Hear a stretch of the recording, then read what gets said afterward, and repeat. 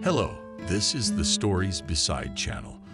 I release videos every day for you. Subscribe and click the bell. Every day spring brought new surprises, but these unexpected gifts pleased and filled the heart with some kind of anticipation of happiness.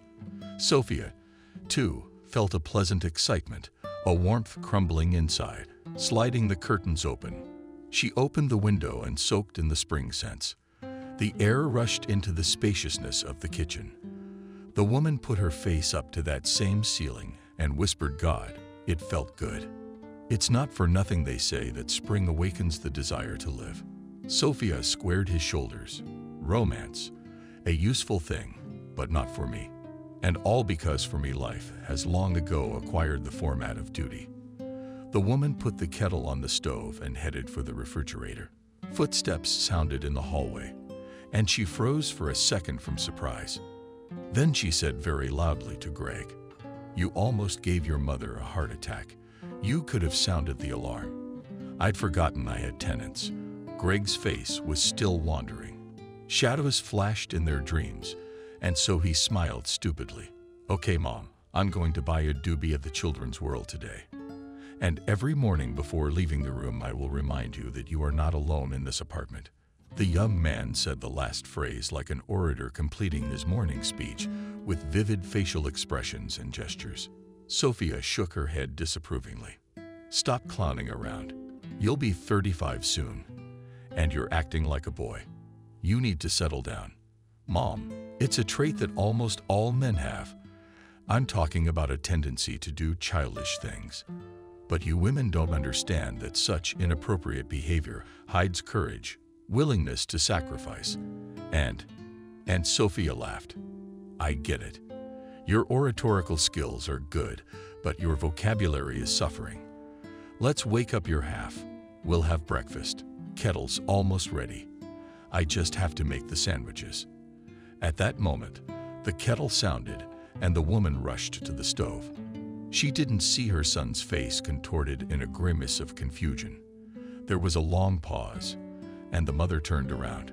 "Are we fighting again?" Greg waved his arms vigorously. "No, Mommy. Molly and I are doing just fine. It's just that my wife had a little accident, and you came in late, so I didn't bother you." Sophia carefully put the kettle on for comfort. "What kind of trouble are you talking about?" Greg nervously chuckled, which was clearly not in keeping with the nature of the message. "Molly had a sudden stomachache last night. Yes, so badly that she had to call an ambulance." The woman's face turned pale, and she sank to the edge of the stylish sofa that threatened the kitchen decor. "Tell me it's something serious." She didn't happen to be in a physician. Greg, I didn't expect such a reaction, and got really worried. "Mom, it's all right. We also at first thought that something, but this version immediately dropped out. So you can relax. There's nothing wrong with your sister-in-law. It's a simple appendix. She even had surgery." The mention of surgery only made Sophia's condition worse. She was panting and tears came to her eyes. "Did you call a hospital? Is it that serious?" "Mom, don't worry. The danger is over. I was up early this morning, checking on my lovely wife's health. She was operated on at 300 hours, so don't blame me for being callous." I'm sweating with excitement. "You interrogated me like I was on trial. Mothers-in-law don't usually worry about their daughters-in-law." Greg exhaled with a sense of accomplishment and headed for the fridge. "So we have that to stress over." The mother beat her son to the table. "Sit down at the table. I'll do the cooking. I have to clean up after every time you go to the fridge." Greg didn't argue and sat down at the table. "Mom, I have such a vicious appetite, probably from nerves. I was really scared when Molly got sick. I'd never been in a situation like that before." Sophia gave her son a fleeting glance. "It was a situation like that. Greg, you just forgot." Greg felt himself being burned from the inside out. His mother's words sounded reproachful, a reminder of a long-standing family tragedy, to enter now into a bickering stand that without exaggeration depended on his future. His well-being he didn't want. So the best thing an adult son could do in the situation was to switch to another topic. Greg had often used this method in his childhood, and he was eager to use it now as well. "Mammy, I've been meaning to ask you for a long time, but I haven't had the chance. Maybe you could move in with us. It's hard to run a serious business away from civilization, and not quite convenient. We have a spacious apartment for 2 people with a lot of square meters. Soon the renovation will be finished, and it will be even cozier. So think about my proposal." Sophia figured out her son's maneuvers, but she also did not want to spoil her mood in the morning. She only noticed as a victim. "You think you're going to get your mother by turning the tables? It's not gonna work. I can guess your plans by your breath." The woman quickly cleared the dishes off the table. "I've been talking about moving for a long time. I'm quite comfortable in Castle Pines, and in modern conditions you can do business from anywhere in the world, even from the North Pole." Greg passed by, not forgetting to imprint a kiss on his mother's cheek. Already from the hallway, he shouted cheerfully, "Mom, Molly in the second surgery in Ward 6. If you go, she'll bring slippers and a robe, and I'll drop by in the evening. Greg should probably bring something to eat." Greg reappeared in the cramped space of the anteroom as a humorist. The tenants themselves called the space between the hallway and the kitchen. "Mom, what are you doing? You can't eat at all after abdominal surgery. I think you can drink. You can't eat. All right, I'm off." After all, the son of the head of the company should be a role model. Sophia, as if remembering something important, made an expressive gesture. "Greg, hang on. This news about Molly's illness has completely knocked me off my game, and I forgot to warn you that from today, we will buy all consumables and fittings through a tender." "Okay, Mom. I ordered my lazy men to prepare the documents and inform the partners about the changes." The head of the company interrupted her son. "No, you take care of your direct duties, and this case I entrusted to someone else. Kevin has a wealth of experience and has a special nose for shoddy products." Greg was caught off guard because he didn't expect his mother to be so set up. An angry grimace contorted his face. "I get it. You don't have to explain. But you're counting my ego. You don't tell me that." In a burst of not-so-good feelings, the man kicked his indoor slippers, and they flew into the living room. Sophia came close to him and looked into his eyes. But it was no longer the warm gaze of a loving mother, but the cold gaze of a successful businesswoman. "You need to temper your ardor. Be thankful that I noticed the case with the past deliveries, which almost cost us our reputation." Greg instantly shrank back, and his shoulders slumped. His mother's authoritative voice as a child had suppressed his desire to resist. He couldn't forgive himself for this weakness, but he couldn't overcome it either. Sophia understood her son's state of mind. "I don't know, Greg, what prompted you to contact this dubious supplier, which is Cleopatra's firm. But I have no right to take risks. We're talking about dozens of people who work for a company that employs people with disabilities. We have a number of benefits, and I cannot allow myself or anyone else to cheat these people, to deprive them of their present and future. That's why I've made this decision. But you shouldn't take offense at me. It's best to learn from Kevin. He knows how to find an approach to even the most uncooperative partners." "Greg, Mom's boiling. Your Kevin's the biggest crook in the world, isn't he? There's no place to brand him." Sophia grinned. "Such people are called enterprising. They are very useful in business, and I strongly advise you to get Kevin's good attitude." "Mom, you're the one who just half an hour ago reminded me of my adulthood. I'm sorry, but I don't want to take lessons from your Kevin. What if he's such a great employee? It's time we put a bronze bust of him in front of our office in gold and right." The woman laughed. "Stop clowning around. I repeat, do not take offense at me. I'm doing this for your own good." Greg said nothing, but thought with irritation that his mother was again trying to create a harmonious duet. She had never spoken of him as an individual, and it was this fact that had once served to form a pile of complexes that still interfered with his life. The counterbalance used to be the half-sister, but now Molly has taken the place of the mother's favorite. The sprouts of his mother's jealousy of her own wife began to sprout in Greg's heart. Not long ago, the man realized that it would lead to nothing good, but he hadn't been able to suppress that stupid feeling yet. If Sophia had been told 5 years ago that the appearance of a provincial girl in her house would completely change her own life, she would not have believed in such statements, but further forced her mother-in-law to look at past events and current problems in a new way. The most positive moment for the mother was that the daughter-in-law taught her son to treat life with care. After all, Greg's bachelorhood had exceeded all permissible limits, and his mother often reproached him. "Greg, can't you find a nice girl? All you do is look and talk. That's how you get to gray hairs." My son was amused by such conversations, and he provoked his mother on purpose. "Mom, this image suits me fine. No obligations, you're only responsible for yourself. Life's a rush, but it's not normal. A grown man shouldn't be like a creature who is not responsible for anything." "Mom, that's your personal opinion. I have a different view, and I think it's the greatest folly for a man to voluntarily put a stigma around his neck. If you think like that, you'll be alone in your old age. Mom, you're my role model. You're single too, but I don't see any signs that you're suffering. Don't compare me to yourself. Besides, I've been married twice, as my grandmother used to say." Oh, by the way, my grandmother. Too bad you didn't get to see her. She knew all kinds of customs. She told me that in the old days they used to hang a heavy deck around their necks on Shrovetide. Greg was natively impressed by this custom. Medieval savagery.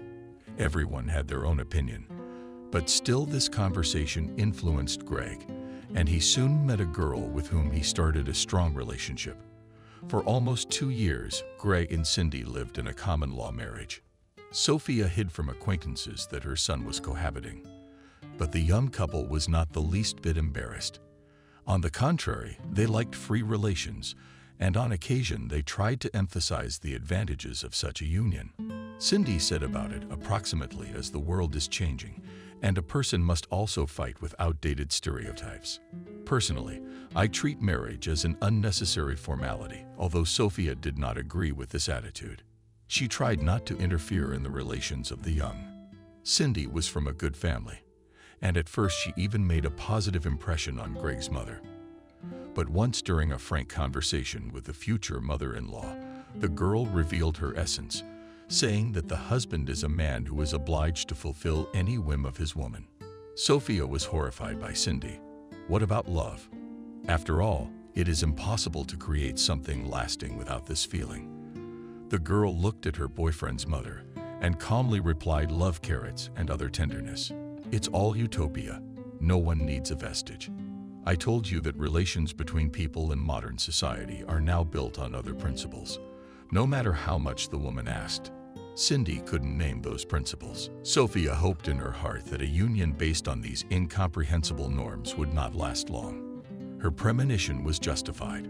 One day, Greg came to her early in the morning and after a short greeting asked, "You won't mind if I stay with you for a week, will you?"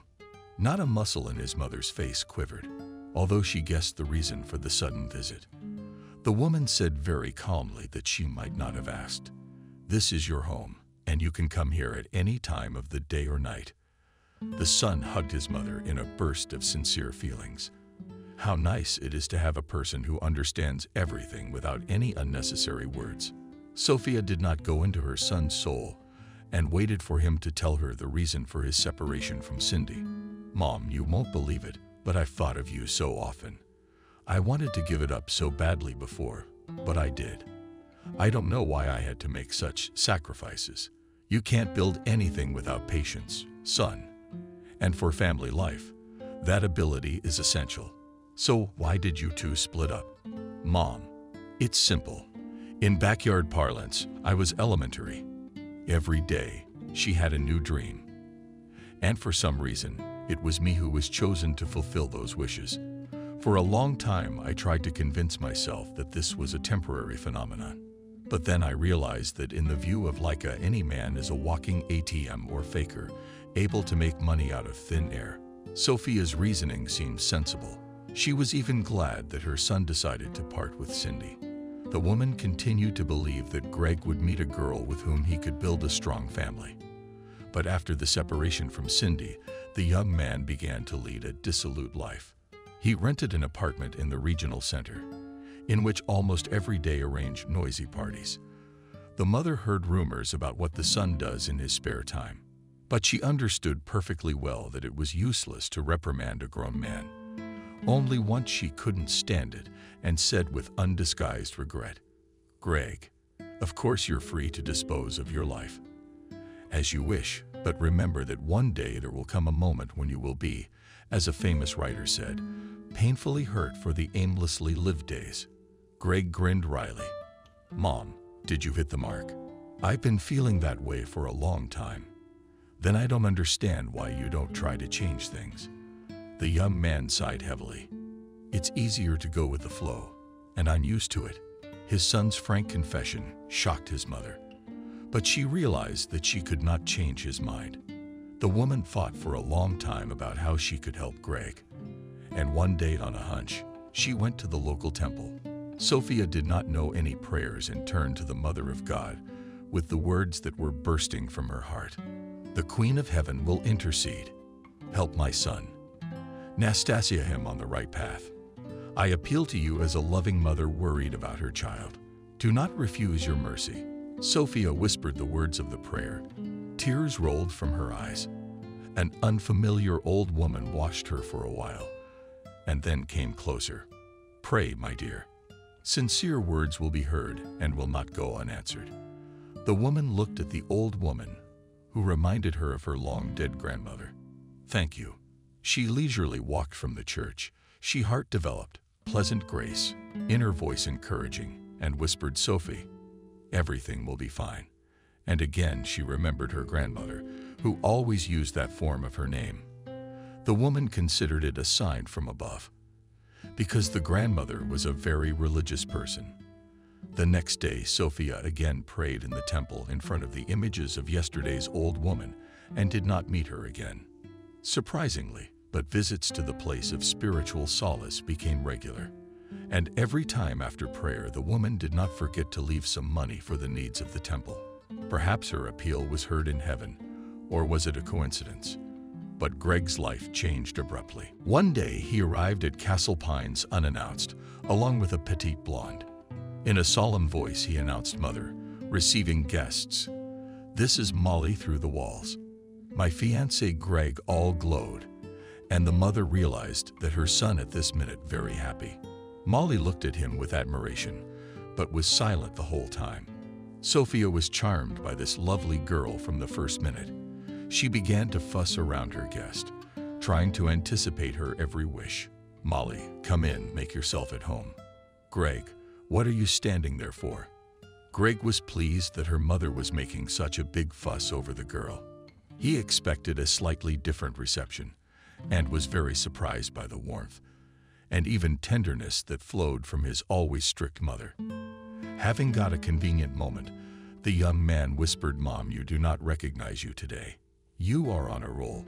Sophia threw a reproachful look at her son. "How do you think I should behave to pounce on the girl with questions?" "No, Mom, keep it that way. I can see that my Molly is in shock. She's not used to this kind of attention." The guests really felt awkward the first night and acted very stiff. At every question, she blushed and lowered her eyes. So Sophia decided not to embarrass the girl and to postpone the clarification of biographical data to a more favorable time. After dinner, the son approached his mother and whispered in her ear, "Mom, if you can make a bed even in Kelly's room." The woman looked at her son with surprise. "Aren't you from your mom?" Molly was brought up in the old traditions, so to speak. She wants to take things step by step in our relationship. So you decided to play along. "No, Mom, it's not a game. It's more about not insulting someone I care about." Molly is an amazing creature. She's ethereal. I confess that it gives me great pleasure just to be near her, to look into her bottomless gray eyes. I think you've fallen in love for real. A mother's heart sing with happiness. "Sophia, I really wanted this shy girl, who didn't have a single gram of makeup on her face, to really feel comfortable in their apartment. She herself walked her into a room that had been empty for almost 10 years. Settle them further and feel free to contact me if there are any difficulties. Suddenly, the girl snuggled up to her for a moment. Are you two so alike? The girl said it with such sadness that Sophia realized that there had been a tragedy in the family of her son's naming just recently. She was afraid of hurting the girl and did not question her, but even herself spoke briefly about a personal misfortune. Mom died last year. She was never sick. Even colds avoided her. And then she felt so bad she couldn't get out of bed. My sister and I thought she had an infection, so we called the doctor and he said it was very bad. I guess the fresh wound hadn't healed yet, and Molly's voice trembled. Sophia hugged her. If it hurts, try not to remember. The girl burst into tears on the chest of her future mother-in-law. I try not to think, but I can't. Mom is always in front of my eyes. Everything happened so fast. In just 2 months, the disease ate her up. It's been over a year now, and we still can't get over it. And Dad still can't believe Mom's gone. They loved each other very much. He says that for him life without Mom is meaningless now. Sophia sat the girl down on the bed and sat next to her. I too suffered a terrible blow many years ago. My youngest daughter was missing. She wiped her tears with the back of her hand, even childishly. Yes, Greg told me about the accident, but not in detail. He and I have an unspoken pact not to bring it up. To be more precise, we're at odds about it, and we don't want to make things worse. Greg is certain that Kelly is dead. I know she's alive. A mother's heart can't be deceived. Molly clung to Sophia again. This is your daughter's room. Yes, everything's still here, like it was then, the last night before Kelly disappeared. Lie down, Molly. Let yourself have happy dreams. The woman didn't notice how she'd become more intimate. She kissed her son's friend as she had kissed her youngest daughter before bed. Greg was fiddling in the kitchen. Seeing the mother, he asked with a chuckle, "And what was the secret? Did you cure her?" "Nothing much." Sophia's gaze slid over her son's face and froze somewhere outside the window. "Greg, I'm not a superstitious person, but I don't think it's random. She looks so much like our Kelly." The son saw his mother on the verge of a breakdown, and in a heartbeat, Mom threw herself at him. "We had a deal." The woman smiled embarrassedly and crossed her arms over her chest. Yes, I remember. But it goes to my head. And she's almost that age. And that girl looks alike." Greg raised his voice. "There's no resemblance. Mom, are you trying to convince yourself of that? I thought things had settled down, and you're just stirring things up again." The young man spoke with obvious irritation. He nervously tapped his fingers on the capital, imitating natural stone. Had he known this would be the case and put off meeting Molly? The mother looked directly into her son's eyes, and that look made him wince, as did the woman's words. "Greg, I often catch myself thinking that you don't care at all about your sister. You talk about Kelly as if she were a piece of furniture, not a living person. And that's your sister. I'd hate to think you're so damn close." Greg realized he should say something, but his tongue felt like it was glued to his palate. Sophia looked at him one more time and went to her room. "Don't forget to turn off the kitchen light when you head to bed." The children stayed at Castle Pines for a week. Sophia became very attached to Molly during this time and was happy to tell her the secrets of her favorite homemade recipes. The two women developed a very close relationship almost immediately, which never faltered in 3 years. Molly, at any opportunity, boasted to friends and colleagues her work friendship with her mother-in-law. Sophia is an extraordinary woman. She destroys all the stereotypes that are attributed to mother-in-law. You may not believe me, but she replaced my mother. I'm very grateful to her for that. Representatives of the pessimist clan assured that such attachment is temporary, because any mother will always be on the side of her son. But Greg himself, too, was horrified to notice that his young wife was taking more and more possession of his precious mother's heart every day. The Central District Hospital in Castle Pines was a modern complex, packed with the most advanced equipment. But the main value of the hospital was its personnel. Immediately after its opening, not only medical graduates, but also doctors with rich practical experience rushed here. Every time.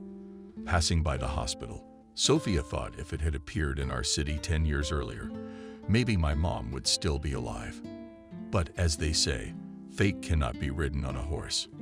And this very fate of a successful businesswoman was not easy. Sophia's childhood was really happy. She was the only child in the family, so the love of her parents and grandmother completely went to her alone. Anthony, the girl's father, worked as a foreman at a construction site. He told his daughter about the cities that would surely grow in the vast country. Sophia listened to her father with her mouth open, and then pelted him with her childish questions.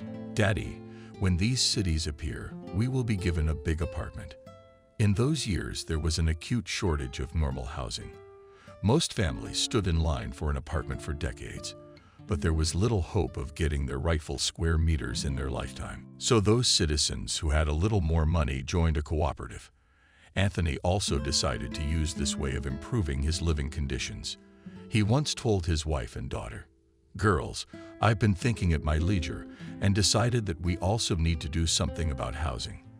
How long can we stay in this room?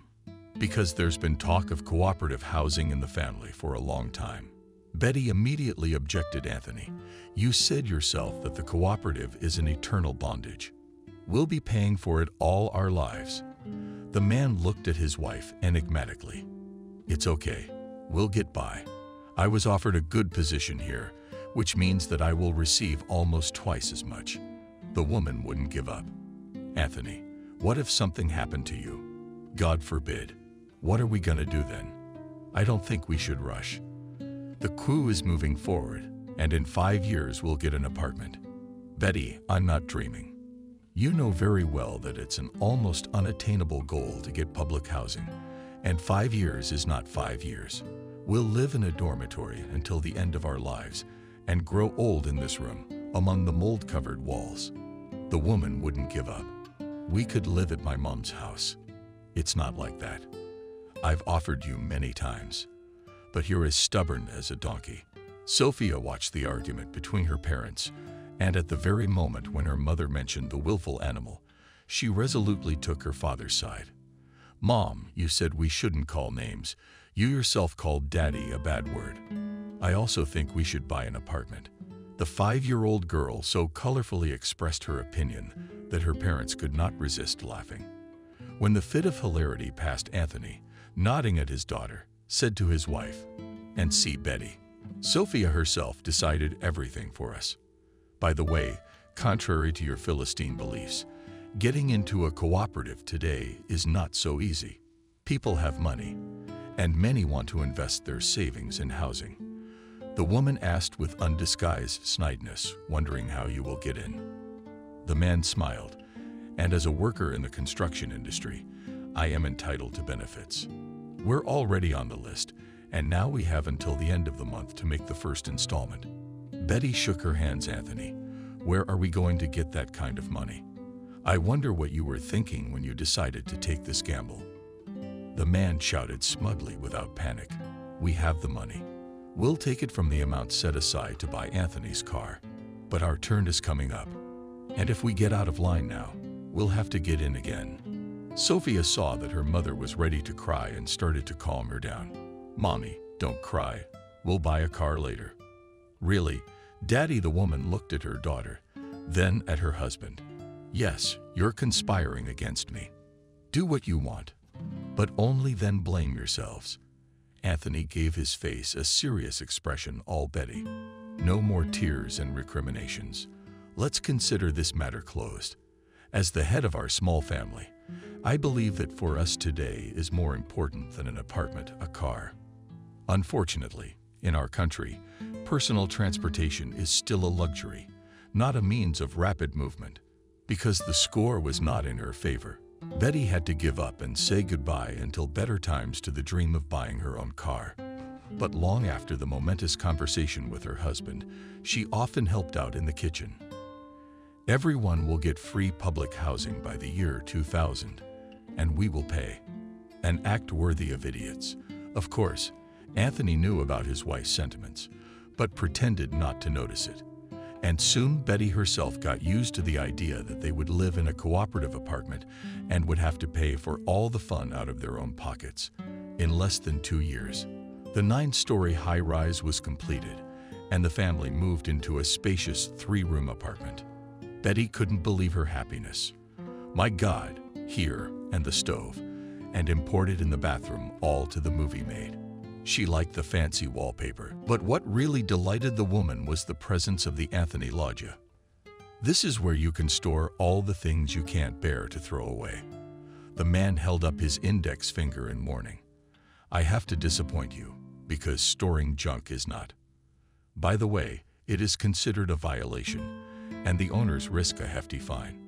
While the parents were arguing about where and what to store in the apartment, Sophia silently surveyed the new space. The girl was amazed by the spaciousness, but what shocked her the most was having her own room. It took her several years to get used to the new conditions, so moving into a new apartment took a central place in Sophia's life. This event became a kind of starting point for all the changes that took place afterwards. But the happiness of the Belsky family was short-lived. When Sophia entered the 7th grade, Anthony was seriously injured at work. For several months, the man lay bedridden in the hospital. In those days, Castle Pines residents were treated in an old building that was in need of major repairs. The conditions there were therefore appalling. Betty stayed with her husband around the clock, and it was only through her efforts that the man regained partial ability to move. Of course, after such a serious injury, it was out of the question to return to the previous place of work. The family hoped that the victim would receive at least some compensation for the damage to his health. But the construction organization, where Anthony worked, refused to admit that the accident occurred because of the negligent attitude to the safety of workers. The management shifted all the blame on the shoulders of the victim. Litigation began, which the man took very hard. He became angry and irritable and began to drink frequently. Betty tried to talk some sense into Anthony. You said yourself that hardship hardens a man, and you gave up without a fight. Betty, look at me. I'm not much of a fighter. I can barely move around the apartment. I don't get much in disability. What the hell kind of toughness is that? It's time to get drunk and forget. Arguments like this happened almost daily. As time went on, so did the financial difficulties. Betty worked her ass off at work. But her meager salary was not even enough for a modest meal, let alone other expenses. One day, she started an uncomfortable conversation. My dears, I've been thinking a lot, and I've come to the conclusion that this apartment is a great luxury for us. Sophia was terrified. Mom, what do you want? Back to the dorm. Why go to such extremes? We can move in with Grandma for a while. No, I won't live in a hut on chicken legs. And how will Daddy be in such conditions? Granny has everything outside, toilet and water. Betty mumbled confusedly. I hadn't thought of that. But there's another option, to exchange our apartment for a smaller one. Anthony had been silent up to that point, but when his wife brought up the exchange, he confidently told Betty to stop. There's not much left to pay off. The woman screamed hysterically at Anthony. We don't have enough to eat, and you keep telling us to wait. If this keeps up, we're gonna die. Betty, don't yell. I'll figure something out, but don't be in a hurry to sell the apartment. Mark my word, that soon will begin such processes that their own home will be the highest measure of security. I was not surprised by such a long monologue of my father, because his disability made him sullen and not talkative. Many times the man made attempts to find a use for his strength, but everything turned out to be a failure.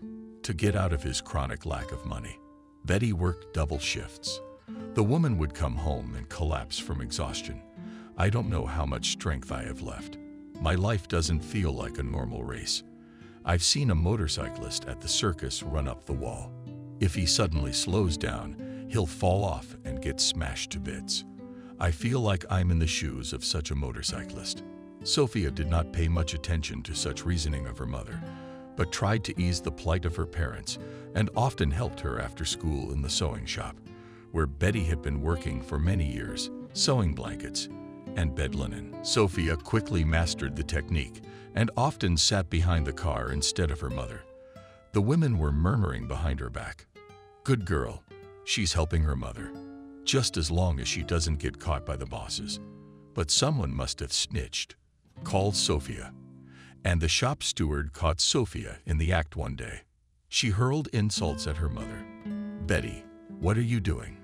You haven't been yourself lately, and I have a suspicion. Have you been drinking with your crippled husband?" Such a statement sounded insulting, but the mother kept silent, lowered her eyes, and clutched her daughter's hand tightly. By this, she made Sophia realize that she should keep silent and bear it. And Sophia at first obeyed her mother's wish, but then she decided to be cunning. She put a subservient smile on her face and turned to the forewoman. "Evelyn, don't scold Mom. It's my fault. I talked her into it. You know I'd love to work for you. I love it here. I'm in awe of machines that do their own work." Sophia was praising the production at every turn, and the boss looked at her, pulling her eyes out. When the girl stopped, Evelyn said with heartfelt awe, "Good girl, we need people like that. You can come when you have free time and desire to learn a profession. And after graduation, I promise you employment." Of course, Sophia didn't earn any money, but her mother received monthly bonuses. So with Sophia's help, the family regained a more or less stable position. And soon Anthony himself, not without the help of friends, found a job. All the years of being on disability, the man practiced hard, and such diligence yielded results. Anthony began to walk a little with the help of a cane. Before that, he moved on crutches and sometimes used a wheelchair. One day, his father came home and happily announced that the girls were hiring me. Betty was surprised. "Who's got the hots for you? They recommended me to a company to guard a warehouse. Work doesn't beat lying down."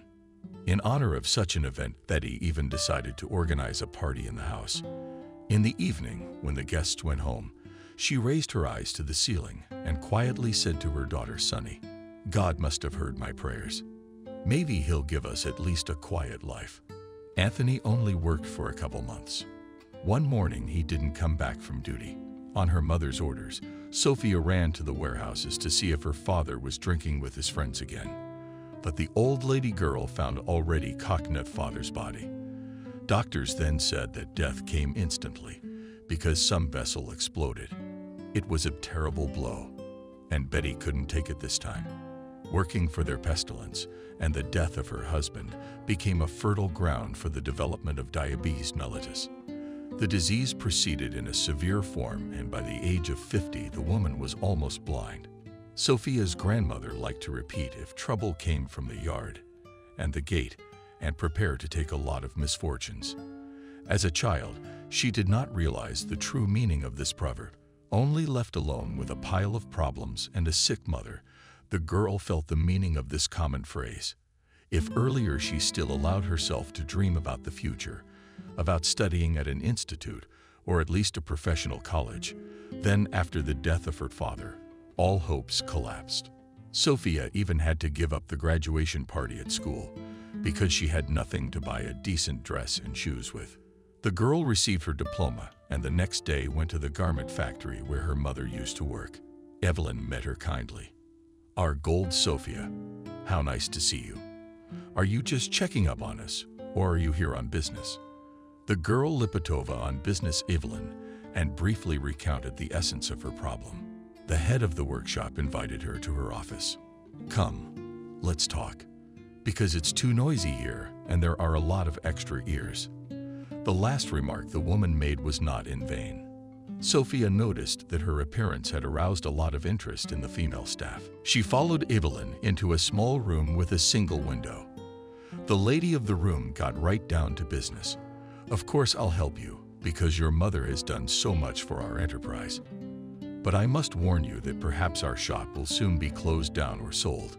There are such talks, but nothing can be fixed, because nobody needs unprofitable enterprises. This is the oil picture. So if you have other options, it is better not to take risks. But Sophia had no such options, and she stayed at the factory until the very end of the existence of this once successful production. They closed the factory just before Christmas, paying the workers a small compensation. Sophia didn't know how to tell her mother that she was out of work, but Betty understood. "Sophia, don't cry. I've known for a long time that our office would be shut down one day. It was coming. Don't despair. We're not going down with you. We'll sell Grandma's house. There are buyers already. We'll see what happens." The money from the sale of this old house in the suburbs was not enough for long, and Castle Pines was in a time of chronic unemployment. Sophia ran for temporary part-time jobs, but the situation was getting worse by the day. Once again, a mother helped with advice. The daughter will allow Evelyn too. She is kind, always helped everyone, and swore only to maintain authority. Sophia was surprised. "I wonder, and how your former boss will help us." "Oh, I'm sick to my stomach. I spend most of my time in my apartment, sitting by the window, and I can still keep up with the events in the country. Haven't you heard that everyone's rushing into cooperatives now? It's a time when you have to seize the moment. A lot of people I know have gone into commerce. What can I say? Strange things are happening around here. Not so long ago, they were kicking out drug dealers and even gave them jail sentences. But now you can freely sell whatever you want." The girl listened to her mother, but didn't understand what she was getting at. "Mom, what does this have to do with your Evelyn?" "Because she's had a career change too. Now she goes to Poland or something and brings back fancy things. Talk to her, see if she'd be willing to help." Sophia found the former head of the sewing factory at the market, but the girl did not immediately recognize in the broken, but brightly painted saleswoman always pull up Evelyn. She was the first to call out to her. "Sophia, hi. Where you headed? You looking to buy something? Or are you looking for someone?" The girl said, "I'm looking for you, Evelyn." There's a problem with the tone again. A note of concern could be heard in the woman's voice, and Sophia felt uncomfortable. But it was too late to retreat, and she, with a vacantly cheerful net, informed an old acquaintance. "Yes, there is such a thing. I apologize for daring to bother you, but there's no one else to turn to. My mom and I were left with a broken home. We had to sell Grandma's house for next to nothing. But the money was barely enough for a year. There's no work in town, and I can't leave my mom alone. Maybe you can tell me where I can get a job." Evelyn gave the girl an appraising look. "You know what, baby, come to me as my assistant. I'm not really comfortable with the goods, and then stand here. My system is well organized, so there won't be any problems." Sophia, not listening to her benefactor, did not agree. "I'm fine with it. I will do whatever you say." Evelyn shook her head. "You didn't even ask about the salary. That's the most important thing in this business. I don't care, as long as I have enough for my bread. There's enough for bread and even butter and sausage. If you obey me, I'll pay you by the piece. That is, it depends on sales." Since Sophia did not yet have the necessary life experience, she did not go into the intricacies of entrepreneurship. That same day, she and a group of local officials went to Denver to pick up the goods. Before the trip, Evelyn gave Sophia detailed instructions while keeping an eye on the intern, and instructed the driver to make sure there were no hiccups anywhere, and helped the girls. The handsome brunette, and threw Sophia a searing glance in her direction.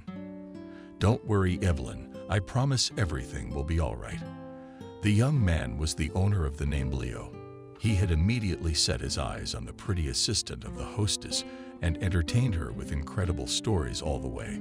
Sophia did not enjoy the attention of guys at school, so she looked at Leo as a down-to-earth deity. Of course, that first day, she couldn't even guess how her infatuation would end. The young man had helped her stock up on supplies and then loaded the bags into the car himself. To learn.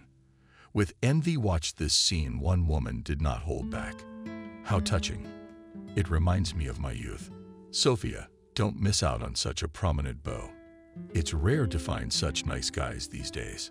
The girl is not used to such remarks, and blushed. This moment did not escape Leo.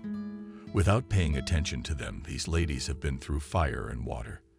They will still say so much that you will get tired of being surprised. Indeed, all the way back the women told jokes. And at the end, they started telling obscene stories. Sophia did not have to be in such company. And she blushed. Then pale Leo paid absolutely no attention to the obscene talk of the goods and only occasionally winked at the girl.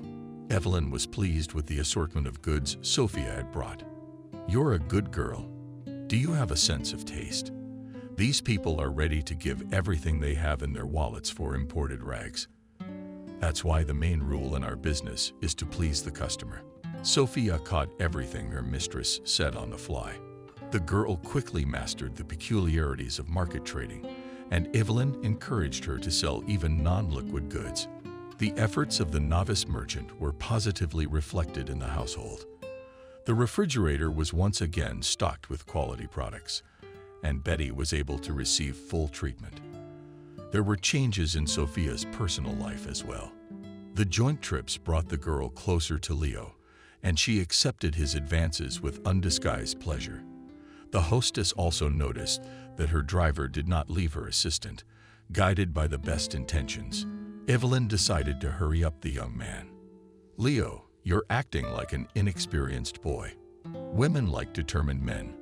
If you walk like a bull and moo, she'll sleepily find another beau." This advice was given publicly, right in the marketplace. Frill-seeking commodities broke up with laughter, and the couple in love did not know where to escape from the attention of everyone. Apparently, in retaliation to the women or because of the desire to prove that he is a real man, immediately without leaving the counter, made Sophia an offer. Quite original in form. "Why, Sophia? Marry me. We'll improve the country's demographics together. I don't promise golden mountains, but you won't get bored with me." The humorous tone and inappropriate situation did not embarrass the girl. She immediately agreed to marry a man she knew almost nothing about. Sophia was shocked when her daughter told her the news. "Sophia, you can't do that. Marriage is a serious step in every woman's life. You don't know anything about it, Leo." Sophia didn't expect such a reaction from her mother. She started to calm her down. "Helen's mom is very nice. He doesn't even smoke and does sports, and I think I love him." Betty cried. "She thinks you're not even sure how you feel. How are you going to live your life? Without me, you'll be lost." And then Betty said with childlike naivete, "Mom, I'm not going anywhere. We have a big apartment. Helen's renting a room from an old lady, and you don't mind if he moves in with us." Betty reluctantly agreed to a shared living arrangement, but she'd disliked her son-in-law from day one. But he returned the favor, so Sophia often had to play the role of referee during the verbal fights that often took place in the kitchen. One day, when her son-in-law was not at home, Betty said to her daughter Sophia, "Can't you see that your husband isn't who he says he is? It's written all over his face, and I know in my heart that your marriage is going to end." Sadly, the girl has a grudge against her mother. "Thank you, Mommy, for your good wishes. You're used to thinking only about yourself. That's why you don't like everything I do." After this exchange of revelations, the daughter and mother stopped talking for a long time. Betty thought out a bit. It wasn't until Greg was born that the little grandson became the meaning of life for the sick woman. He, too, rejoiced at the birth of his son and made grand plans for the future. In an optimistic stroke, he promised his wife Sophia, "We will soon live like they show in the movies. We will build a 2-story house with a swimming pool, buy a luxury car. She will go to an elite school." Sophia wanted to believe in these bright prospects, but these plans were not destined to come true, because Leo got involved in a dirty story. Sophia remembered that winter day when masked men burst into their apartment and dragged her husband out of bed. The little son was screaming in fright, and the law enforcers, ignoring the children's cries, laid her husband face down on the floor and twisted his hands behind his back. The young woman instinctively rushed to the aid of her beloved with a shout, "What are you doing? You are treating him for the time being." but one of the aliens roughly pushed her away. Sophia hit her head painfully against the wall, so she could not hear well how her husband promised her Sophia in parting. "I will definitely come back. You just wait for me." Neighbors watched from the windows as men in camouflage led them Helen with the long back arms to the car. A few days later, rumors spread through the neighborhood that Sophia's husband was involved in the death of a prominent businessman. Acquaintances began to avoid Betty and Sophia, and friends and distant relatives stopped answering their calls. Even Evelyn, embarrassed, once said, "You realize that this is a rather delicate situation. You can't go against public opinion. So you and I are going to have to part ways. There's too much at stake, and I can't risk my reputation. Besides, I'm going to buy a little store in the region." The landlady paid the girl a substantial compensation and made it clear that all relations between them. From that moment on, all relations between them were terminated. Later, Sophia learned that Evelyn had become the owner of a chain of stores selling branded clothes. Helen was given 10 years in a strict regime colony. The young woman did not want to hear about this person anymore and changed her surname to her maiden name. The housing cooperative also had to make new documents. Only the patronymic was left from the native father. Public opinion affected the life of the young woman. She unsuccessfully searched for a permanent job, contenting herself with casual earnings. But the heaviest blow was the death of her mother. Betty's condition deteriorated sharply and required expensive medicines, for which the daughter had no money. Black clouds again thickened over the head of the young woman, and she no longer believed that the sun would again smile on her bright streets. Man is an amazing creature. He gets used to even the most unbearable conditions of life. Sophia, too, quickly got used to her new status, and against reasonable logic, she even managed to use this unfavorable circumstance to her advantage. After all, she had to survive not only on her own, but also to raise her son, and that required money. And she didn't have any. There was no one to consult with, and the woman was in total despair. One day, she went straight to the city administration. The officials were surprised by the visit of such an ambiguous person, but no one wanted to take responsibility. Sophia was now running around the offices until she realized that it would do nothing. She was ready to give up and go home with nothing, when an inner voice quietly whispered to her, "Sophia, go to the mayor himself, otherwise nothing will work." The woman timidly opened the reception door, but the receptionist looked at her menacingly. "You have to make an appointment to see the mayor." Sophia asked then to make an appointment for me. The receptionist pierced her again with an unfriendly look. "What's the job for?" "I can't find a job. And I have a young son. Everybody has kids. And William is very busy. He can't deal with every single mom separately. Go to the deputy. Or do you want to go to social services?" "Yeah, I've already been to all the offices." The secretary even got up from her spinning wheel in indignation. "Vasia is a chairwoman. Don't yell here. I told you to go to the deputy. It's just next door across from the reception area." But Sophia did not follow the secretary's advice. It was lunchtime, and the woman and her young son were sitting in a corner near the reception area. Greg was enthusiastically engaged in his car, whose wheels kept falling off, so it could not move. The boy rattled the wheels under his nose with the tenacity of a donkey and then tested the toy. Sophia watched her son, and her heart fluttered with pity for the child. "And what, son? There will be a holiday on our street. And then I'll buy you a bicycle and a bunch of different cars." The boy distracted from his occupation. "Mom, it will be soon." The woman did not have time to answer, because at that moment a whole group of people appeared in the corridor. Greg exhaled with admiration. "Wow. Mom, look what cool pictures they have."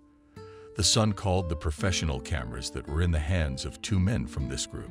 The woman did not have time to think about the purpose for which she had come to the administration of this delegation, as the door of the reception room opened sharply and the mayor, flashing a flawless smile, came out to the guests. "Come in. It is a pleasure to have our humble Castle Pines honored with media attention." A hunch flashed through Sophia's mind. It was the television crew. What happened next was spontaneous. The young mother had not expected herself to be so bold. She jumped out of her hiding place, interrupting the exchange of pleasantries between the mayor and the media. "William, you're the only one who can help me." The mayor's eyes went beyond orbits, and his two aides tried to push back the insolent. "Excuse me, hospital," but cameras were clicking on all sides. And a cheerful male voice pronounced, "Today, when democratic principles have become the norm of everyday life, representatives of local authorities try to be closer to the people." The mayor of small Castle Pines is no stranger to the aspirations of ordinary people who can ask for help at any time. Our film crew was lucky because we witnessed such an action. Good mercy. This is a young resident of the city, appealed to the mayor of William. After all, someone slipped the microphone. Sophia card, and then a cheerful voice asked, "Tell me, what brings you to the city administration today?" Sophia felt how bad. That pushes up to her throat. Dozens of eyes stared at her uninterruptedly, and the cameras made an unpleasant beeping sound. The mayor was expecting a response too, but his look didn't bode well.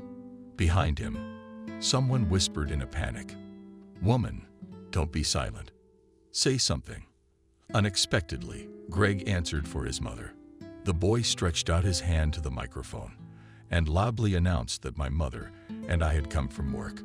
My grandmother died, and my dad went somewhere else. This answer of the child caused indescribable delight among those present. Even the head of the administration smiled, and the young reporter jumped up to Sophia and whispered to the cameraman, "Take a close-up of the boys." He then asked a few simple questions to the kid, and I didn't even stumble once while answering. Everyone looked at the boy with emotion.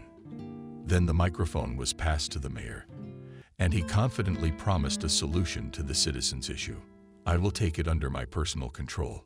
The administration of Castle Pines will try to do everything possible to eliminate the existing problem. After all, the main task of the authorities is to improve the lives of ordinary people. And that's why we try to understand the problems of every citizen." The young reporter was happy to pick up on it, and we will follow the development of events. Sophia could not come to her senses for a long time, despite the fact that the cameras were already turned off. The aides escorted the woman and child to the mayor's office, and the head of the district smiled kindly at the woman. "Well, Sophia, you've caused quite a stir in our sleepy little town, but I have to say, your impromptu speech was a great success, although I haven't gotten to the bottom of it yet. But I can tell you were definitely in the right place at the right time tonight. To be honest, I was stunned by your sudden exit, and your little boy deserves a special commendation. Well done. He's a little boy, but he's already standing up for his mom. Give me your 5. Greg extended his hand to the mayor. At that moment, for the first time in his life, he felt important and proud of what he had done. The mayor once again promised the young mom to get her a job. On the same day in the evening, a report with their participation was shown on TV. Not even 10 minutes after the news, the home phone began to ring. The most surprising thing was that the first to remind of themselves were those who had not so long ago denied her friendship. But the main events awaited Sophia ahead. The next morning at exactly 9 o'clock, she received a call from the administration and was asked to come urgently to the office of the deputy mayor. The official met the woman with a smile on duty. "We discussed all the options with William yesterday. How do you feel about business?" This direct question should have caused the woman confusion, but she immediately answered positively. "I helped my landlady at one time, but she left Castle Pines for the regional center. She has a chain of stores there." The official happily interrupted the visitor. "You see, as they say, desire and labor will overcome everything. Moreover, you have experience, but I have no education. Education is something that comes with the job. Today, everyone studies by correspondence, and there is nothing to prevent you from following this example." The deputy mayor talked a lot about the prospects of life in his native Castle Pines, and at the very end of his speech offered the single mom to join the ranks of local entrepreneurs. The sewing shop where you used to work has been idle for several years. Soon there will be an auction, and the enterprise will go under the hammer. I admit that the administration has tried many times to find a good owner, but we have no luck with the buyer. No one can withstand even the insurance period. They think that investments in this enterprise will not justify themselves. Of course, there are difficulties, but you can't do without them in any business. A good owner or hostess will be able to find the key to the lock with a secret. Sophia realized that the deputy mayor was talking about her as a future business owner. She exclaimed in despair, "But I can't do it. And then I don't have any money." The official rubbed his hands together. "You can do it, and we'll help you. Especially since the case has gotten a lot of publicity. And now the TV crews won't be able to get away from us. I'm sure it won't be a week. How will you get voluntary sponsors? That's the kind of people we have in this country. They will give their last ruble for a good cause." The deputy mayor turned out to be right, and the young entrepreneur dared to start from scratch. They began to write articles about their business. Several times Sophia was invited to television.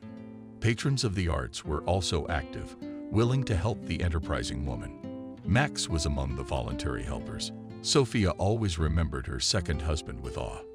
But Greg, unlike his mother, even after many years thought of the workers with hatred. The morning talk had awakened these unpleasant feelings in his soul, and he showed up at the office already on edge. Wanting to put his thoughts in order a little, he headed for his office. But no sooner had Greg opened the door than he heard the cheerful voice of Kevin. "Greg, are you late today? I've been waiting for you." The last thing he wanted to do now was to listen to the head of the supply department.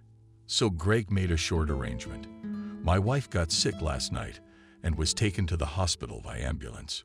Kevin's face changed. "And what happened to your wife?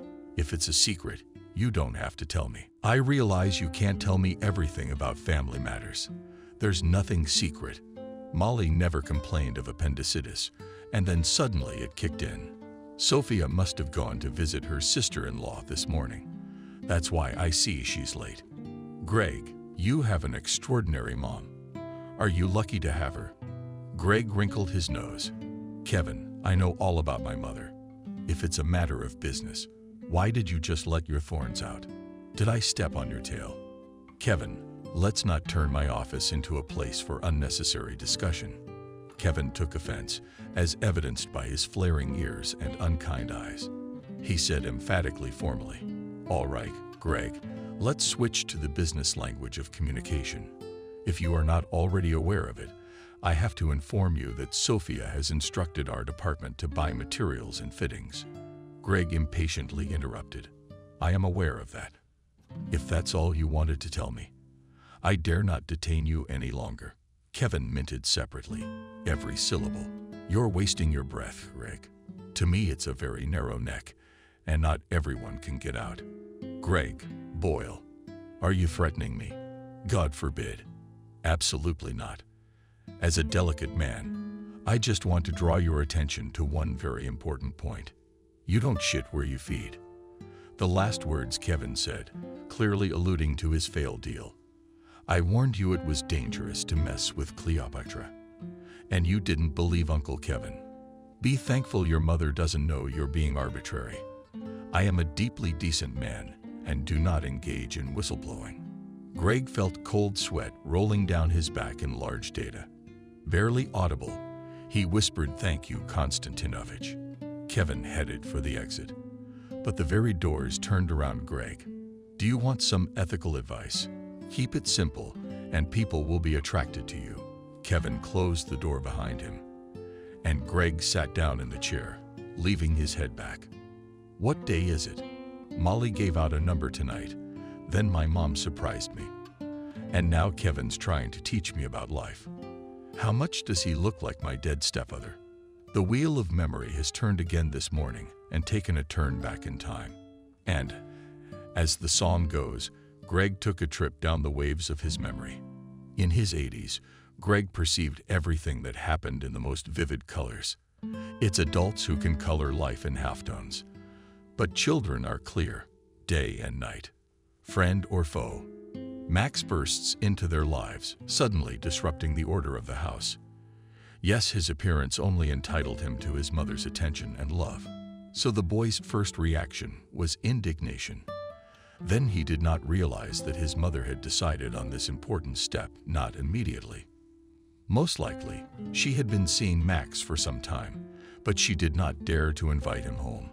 It was late fall when Sophia told her son, "We'll have a guest today. What do you think about it?" Greg looked at his mother with a sidelong glance and muttered, "I don't think so. Why do we need a guest?" The mother was confused and began to explain that people should socialize because it's boring to be alone. The son looked at her and kept wrinkling his nose.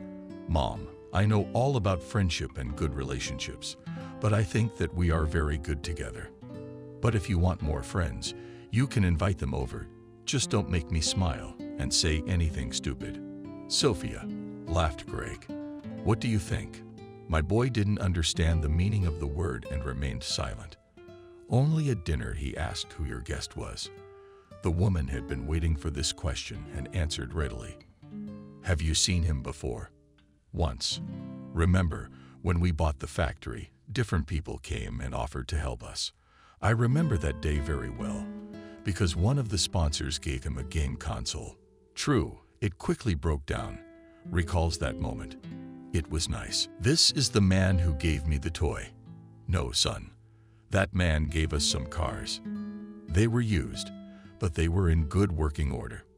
His name is Max." The boy asked with feigned bewilderment. "What? A sewing machine?" Greg came in, and with laughter, and the mother waited for the fit of hilarity to pass. "Son, I'm talking to you seriously, and you're a fool, studying." "Okay, Mom, I won't laugh anymore. Just promise me that you won't marry this Max." Sophia obviously didn't expect such an ultimatum from her son. "Greg, are you too young to give me conditions?" The boy parried, "But I have rights too. I don't want some uncle living in our house and you making me call him father. Guys in our class told me that about their stepfather's V." The boy went into a hysterical screaming fit and hid in his room. Sophia, for fear of hurting the child's wounded psyche, changed her plans. She knocked on her son's room when he opened the door and said, "Calm down. We won't have guests today. Where will you go on a date?" "I'll come with that Max." You guessed it. The woman hugged her son and kissed him on the top of his head. "Zhika, don't be so mean. You choose your own friends at school. Notice that I do not interfere in this process at all. Let me make my own choices." When his mother went to live, he felt so sad that he almost declared. He barely waited for his mother to return and right in the hallway expressed his final decision. "Mom, let this your Max comes to us. Then I am very bad alone without you." Max won the heart of the boy that from the first meeting, he did not start to pussyfoot with him, and spoke like an adult, although his mother also always took into account his opinion. But Mom is a woman, and Max is a grown man, and he is, as the boys at school used to say. Very quickly, Greg became friends with his stepfather. Max drove him in his car to the zoo where the animals lived. He even let the boy sit behind the wheel of his car a few times. There were many more things that his classmates went in with envy of the farmer. Sophia was glad that her men had found common ground. One day she told her son, "Now, we have a real family." "You like that, Greg," Uncle Max admitted to the ladies. "He's really nice. He's fun to be with. He told me so many things. He also promised to take me night fishing." "Mom, I'll catch a bream like that, or even by myself." The boy showed with his hands the size of the fish he promised to catch. One day, he himself asked his stepfather, "Can I call you father?" Max had been waiting for this question for a long time and could not hide his excitement. "Of course, son, call me father or father. What do you prefer?" But the period of family idyll didn't last long. Greg began to notice that his mother was very fulfilled. With childlike candor, he said, "You need to work out. You'll soon become quite fat. Like our Wendy, a math teacher who really had very lush forms." And this comparison made Sophia smile. No, I won't be like that, because it's a temporary fullness. The boy stared at his mother in bewilderment. Is there such a thing? It does. I was so fat once before. And then you were born, and I lost weight immediately. Greg was at an age when he knew how babies came to be. So his mother's confession came as a shock to him. He looked at her smiling face, and indignation rose in his heart, which burst out with a scream. You're going to have a baby, but I don't want one. The boy was beating hysterically. Sophia could not calm him. The unhappy woman could not have imagined that her son would take the news so violently. She tried to convince him that he would have a brother or sister and that he would have more fun. The mother did not realize at that time that her son did not want to share her with anyone. He hardly accepted Max only because this person fulfilled his desires, that is, brought a certain benefit. And what benefit could there be in having another child? Greg refused to understand. Sophia hoped that everything would settle down when the baby came into the world, but she was wrong when the tiny lump in a pink envelope was brought home. Her newfound brother wrinkled his nose squeamishly. She stinks. I don't even want to go near her. Time passed, but the boy never gave up his position. Kelly was growing up, and her happy parents rejoiced at her successes, but in Greg's heart, hatred blossomed. He hated his mother for betraying him, hated his stepfather for not being a real father to him, but he hated his little sister the most. Max was the first to notice that there was something wrong in their family. Greg always kept his ear to the ground and often eavesdropped on adult conversations to make sure he didn't miss anything important. He heard his stepfather reprimanding his mother in the kitchen. Sophia, something has to be done about this. It's not normal. The guy's really burning with hate. The mother tried to stand up for her son. Max, I think you're losing it. He's going through puberty, so he's showing his temper. Sophia, but I've seen with my own eyes how much hatred he looks at Kelly. I've been alarmed before by some things that I didn't pay much attention to. Frankly, I fear for our daughter. Please talk to your son. Maybe he'll listen to you. We had a serious conversation that same evening, but Greg descended into rudeness from the first second. Yeah, screw Kelly. Do you even like her? Don't touch me. Not until you graduate, and you won't see me at all. That was the cry of a spoiled egomaniac soul. It was only at that moment that Sophia realized that in 16 years she had never gotten to know her son. As promised, Greg disappeared from home after receiving his diploma. He didn't even come on vacation because he didn't want to meet his sister. And then the woman accidentally learned that her son had somehow miraculously found Leo. This news stunned her, and she herself went to the city where her son studied. But Greg wouldn't even listen to his mother. Mom, you're too late with your instructions. I'm all grown up now, and I'll decide for myself what to do and who to talk to. But I promise I won't bother you, and I'm not going to give up my own father just because something bad happened between you two a long time ago. For a few years, the guy really didn't show up, only called his mother occasionally. But communication with his own father changed his outlook on life. Now Greg recalled with horror how he decided to take revenge. And this action he had decided to coincide with his half-sister's coming of age. The unhappy memories, even more than the conversations with Kevin, spoiled Greg's mood to find some equilibrium. He ventured to deal with his wife's medical condition. Sophia disliked hospitals because medical facilities conjured up unpleasant associations for her. After all, she had spent many days and nights with her mother at the bedside of her paralyzed father. For 24 hours a day, she did not leave her dying mother's side. Therefore, the mere thought that she would have to cross the threshold of the hospital caused panic terror in the woman's soul. Probably, this fear was reflected on her face when she asked the post nurse, "I'm here to see Molly." She's a postdoc girl who looked anxiously at the visitor. "Don't worry, your Molly is fine. She's in Ward 6, probably already awake from the anesthesia." Sophia threw a white robe on her shoulders and, trying not to make noise, walked down the corridor near the ward where her sister-in-law was lying. She stopped and knocked for some reason. Someone shouted loudly, "Come in. I'm sorry we can't meet." The cheerful voice belonged to a girl who was lying by the window with an open book. In total, there were 4 people in the ward, and Sophia did not immediately find Molly. She turned to the very girl who had invited her. Where is she till now? At the very door. There are no others yet. Molly spoke up. You can't argue with that. Maria, you're screaming for all the right times to be awake, and at least be sick. It's not like I've never been in a hospital. Only when I was a kid, I had a bug in my ear. The doctors could barely get it out. Molly turned her gaze to Sophia. I knew you'd be the first to visit me. Zurich must have scared you. On the contrary, he was very tactful about everything. Sophia took her sister-in-law's hand. Tell me, how do you feel? Reluctant Maria raised her voice. I'm fine. Everything will be running by evening. Molly looked toward her companion. Maria, could you be quiet for a minute?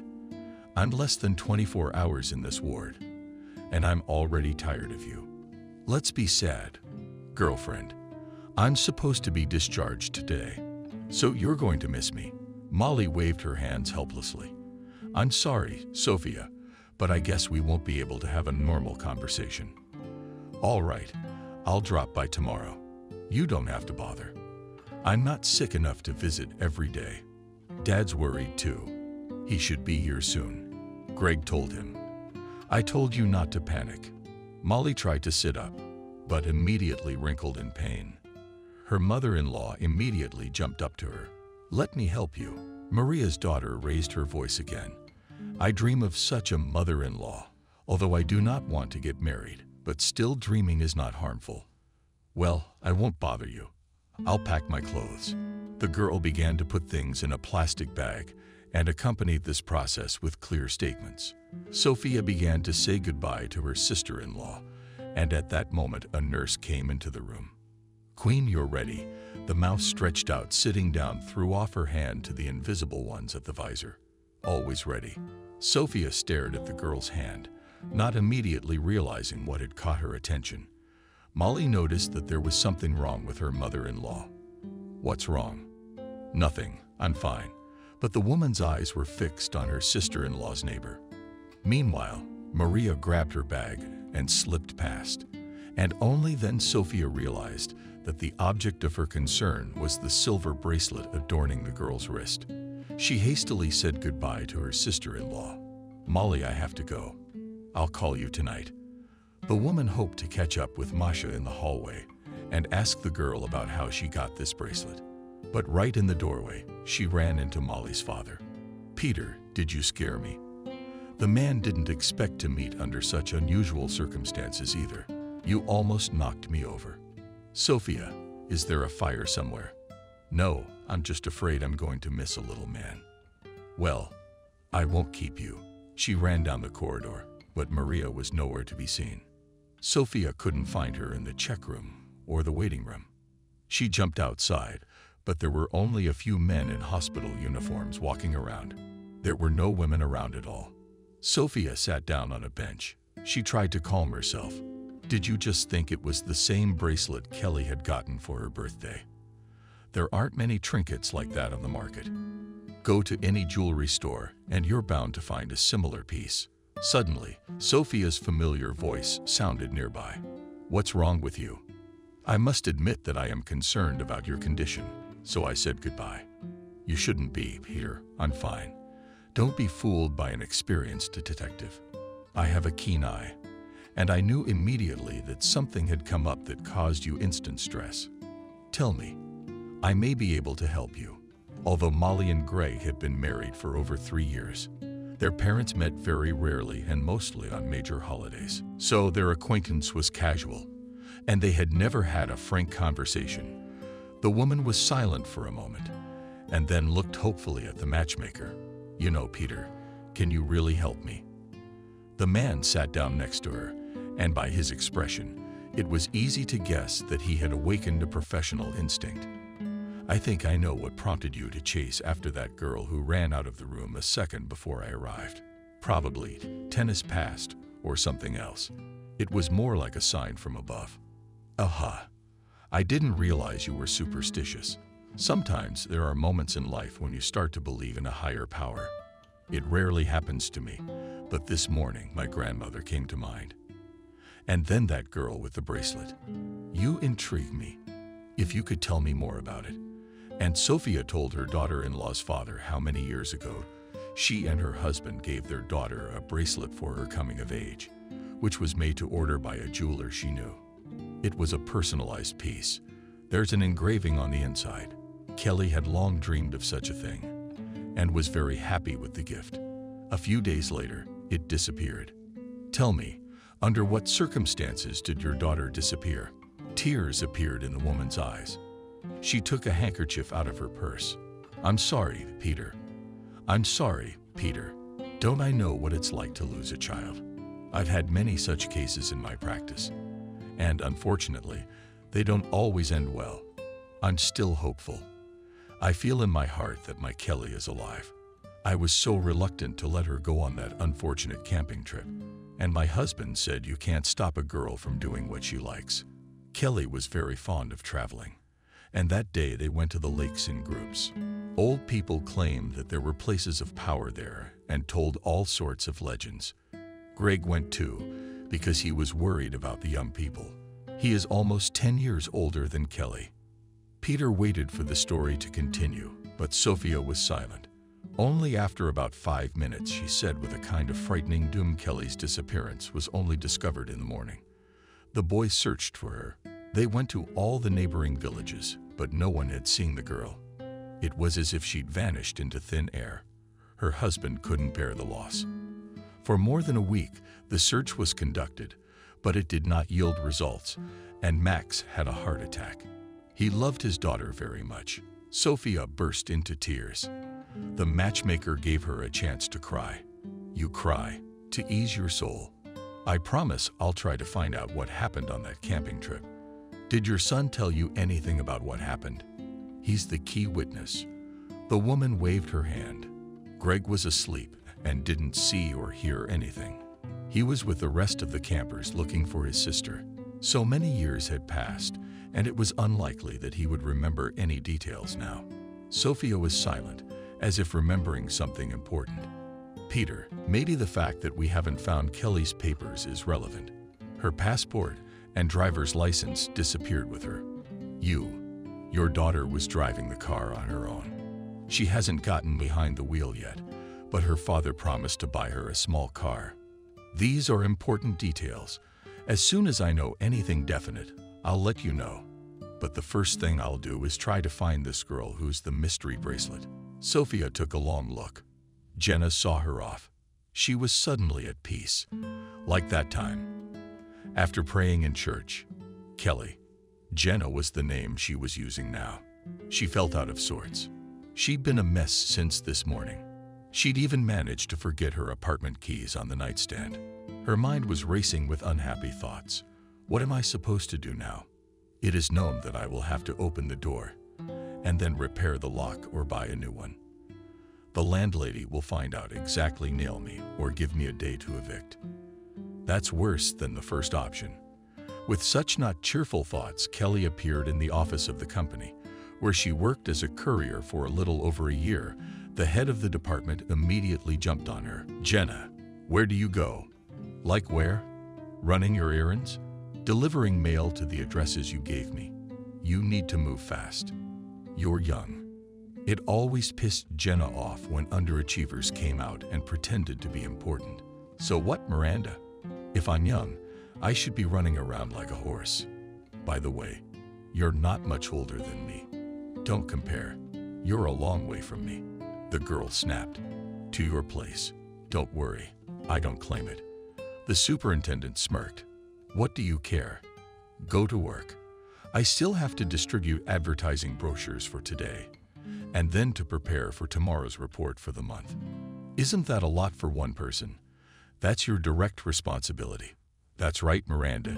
You've got half the department working their asses off, and I have to run around for everyone. Jenna voiced her displeasure with a deep sense of contempt for the slackers who made up the bulk of the company's staff for the umpteenth time this year. She thought wistfully that she had been wasting her time in this office, wishing she could make herself feel better. She muttered, "Did I have a choice? My whole life has become one endless quest, and I don't know when I'll reach the finish line." From the height of her years, the girl scolded herself for that childish act, but she couldn't afford to go back in time because she knew what her disappearance from home had led to. Many times she turned back in her mind the events of 10 years ago and came to the conclusion that she would have done exactly the same thing today. Kelly learned to feel first and then speak. One of her first childhood memories was of her older brother's face contorted with anger. When her parents weren't around, he would scare her. Later, Greg began to apply to her younger sister more harsh measures of influence, pouring ice water and saying at the same time, "Die damn doll." Often, a loving sibling specially fed her sweets to make her grandfather appear. He would sneak her cat food and laugh at her when she drank the stuff. Of course, when Kelly was very young, she thought her brother was playing with her. But as time went on, it came to her that it wasn't play, but a sophisticated kind of bullying. It was useless to complain to her mother about her brother's behavior because she thought her daughter was making it up. "Kelly, this is all your fantasy. You want me to believe them." Only her father tried to protect her from Greg's bullying. Life became a little easier when Greg went to college. There was peace and quiet in the house at once. All the parental love went to her alone. But one day her brother came back, and Kelly realized that he was up to something, and her premonitions were right. One day she saw Greg talking to a man she didn't know at all by accident. This was a man she had never met before at Castle Pines and decided to follow her brother around a bit.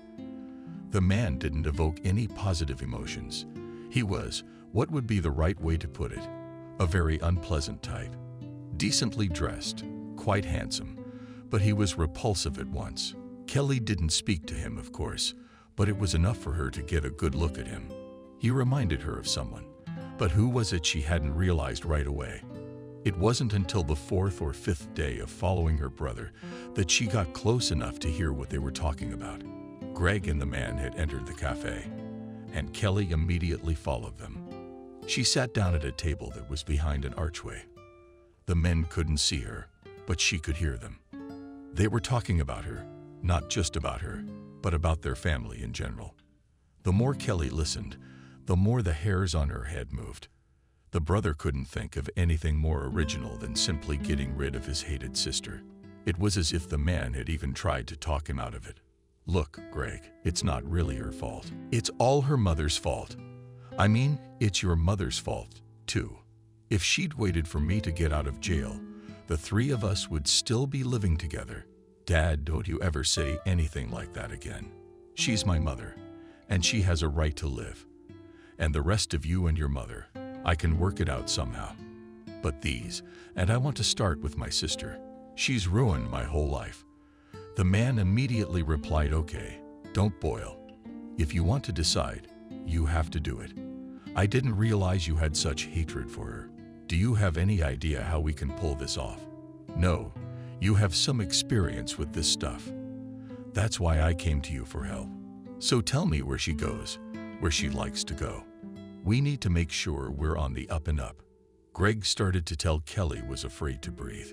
She was scared because her brother in a mundane voice listed all the things she likes, where she goes, and at the same time discussed with her father where it is more convenient and not possible to take her out, and to do it so cunningly, so that no one would guess anything. Kelly also realized one simple thing. After Greg gets rid of her, he's going after her father. She's going camping with her friends. They love the outdoors. Now, this is where we're gonna get into it. This could be very interesting for us. After listening to everything Greg knew, the man exclaimed, "That's what's needed." The girl could get lost in the woods, drown, fall from somewhere. The options are endless. Greg said, confused, "I don't get it. I'm the one who's supposed to be hating her. Who do you hate so much? Or are you going to send someone else on the trip? Don't worry. You're a big man, and she's just a young girl. You'll be fine. We'll figure it out." "Yeah, but how am I gonna get in with them? They're not my friends. I mean, I know some of them, but we're not friends enough for me to go with them. It's pretty simple. You just tell your mom that it's not safe to go camping like this, that you're worried about your sister. She's a young girl, and you're only going so you can keep an eye on her." The men were long gone. Kelly was still sitting squeezed into the chair. Something had to be done. She knew Greg would convince her mother. Kelly would not be able to change her mind. Rather, the mother would only be strengthened in her decision because her daughter did not want to be in foster care. And the mother will also be very happy that they finally have a good relationship. Everything happened exactly as Kelly expected. Mom was very happy that Greg wanted to accompany Kelly on the camping trip. She kept saying, "Well, that's good. Your brother and sister, you should have a close, trusting relationship." Greg smiled at her sister, and Kelly smiled back. She couldn't show him that she knew or guessed everything. Then the girl might just not make it to the camping trip. She had planned everything diligently. Kelly had always been noted for her ability to think straight, so she double-checked everything several times to make sure there were no overlaps. Greg had to do something with her at night, and on the first night, she knew for sure that he would not give up on anything. That's why she prepared in earnest. Kelly had money, and not the money that her father and mother constantly transferred to her card, but cash, which the girl had been saving for years. For nothing in particular, she just put aside what was left of her pocket money. She was always serious and frugal. Besides, there was nothing to buy because Kelly had everything. She took all the essentials with her, took all the money, especially since no one in the house knew about her savings. And most importantly, the girl-toothed invented one address, which she wrote in her father's notebook. It was Helen's address, the woman her father had dated before he met her mother. Kelly's choice was no accident. One day, when Kelly thought she was in love and was having a disagreement with her father, Kelly shouted at him, "Dad, what do you know about love? You met Mom. That's all love is." Max smiled then. "Well, that's just your opinion. Do you want me to tell you about a very wonderful woman that I can't forget to this day? I love your mom very much, but Helen, she was probably not only a woman, but the best all-understanding friend." Kelly stared at him, eyes wide open. She had never imagined that her parents could have had anyone in their lives other than each other. "Helen and I met by chance. She was scolding me for almost running over a kitten. Of course, I just saw it late and stopped right away. But I got the best of her. You know, she was so beautiful in her anger, and then she just kind of spun around." Helen fought back to the last. She was married, and she had an invalid husband who didn't do a damn thing but grind her nerves. I'd ask her many times to leave. And then she just kicked me out. Said she was happy with me, that I showed her a different life. But she couldn't leave her husband, and she didn't want to cheat anymore. I understood her. Cheating is too hard for her. Is she so pure, or what? Helen took an oath from me that I would never try to contact her again and try to arrange my personal life. I tried to help her financially at least, but she wouldn't take it. And that was that. Kelly remembered that after her father's story she had stayed up all night. And when she thought about whether the young man she had fallen in love with was capable of such actions, she realized that it was not love after all. Kelly was going to turn to her for help. Greg looked at her the whole time they were getting there. Kelly was getting sick to her stomach. It was his looks. She felt like a hunted victim. Everything went well once everyone settled down. And the girl Kelly was in the tent with fell asleep. She quietly grabbed her backpack and looked outside. Conversation could still be heard in the tents. This meant that Greg would not be doing anything right now. He wouldn't do anything during the night because it would be clear that the culprit for her death was someone who was here. Kelly wasn't going to hide for long. She needed some time to pass. Maybe something would change, or she would figure out how to get out of this whole situation. For now, there were no thoughts in her head. The door was opened by a pretty woman. "Hello, you're here to see me." "Yes, Helen." The woman looked at her with interest. "Yes, I'm Helen. Have we met?" Kelly smiled sadly. "Not really. I'm Max's daughter." Helen stepped back, clasped her hands to her chest. "What's wrong with Max?" Kelly rushed to reassure her. "No, Dad's fine. He told me about you. That's why I came to see you. I need help, but only from someone who won't be thought of." Helen looked at her carefully. "Come in. I'm alone now. My daughter has gone to her grandmother's." Strange, but Dad didn't say anything about a daughter. She must have been born later. They talked all night. Helen agreed that it would be better for her to spend some time here. At her place. "Don't worry, you're not embarrassing us at all. I've got the world. You two are bound to become friends." "How old is she?" "She's 2 years older than you. You know, after your father and I split up, my husband died a couple years later. He'd been drinking too much, so I decided to find my dad. I even came to your town. But then I found out he got married and his wife was expecting a baby and left right away." Kelly smiled sadly. "I guess I should be jealous of your father, resentful of your mom. But it turns out that Mom took your place." "No, don't ever think that. Mom met me when I wasn't around. She didn't take my place. Everything happened the way it was supposed to happen. And anyway, it's been years, so it's all in the past." Maria turned out to be a real-world girl. And Kelly also thought they looked a lot alike. Kelly even gave her her bracelet, which was very dear to her. And then Maria came into the room and said, "Kelly, your dad's dead. It's all over the internet." That's it. From that moment on, Kelly's life was divided into before and after. "Kelly, maybe you should stay. Where are you going? How are you going to live? Like everyone else. Get an apartment, get a job. But we're not kicking you out." Helen wiped away her tears, and Kelly spoke quickly. "You understand me. Please, I can't. I can't live peacefully as if nothing had happened. Daddy, it's out of me. I should have realized this would happen. Daddy loved me very much, and Mommy will never forgive me. Let it be so. Mommy was already crying for me and Daddy. And me. I'll start all over again. It's just the way it is. At least give me your new address." "No. Helen, please forgive me. I don't deserve to talk to you." "Kelly, but you can't hide forever. They're gonna find you. You'll be working. You'll be on the payroll. They'll find you, right?" "No, no one's gonna find me."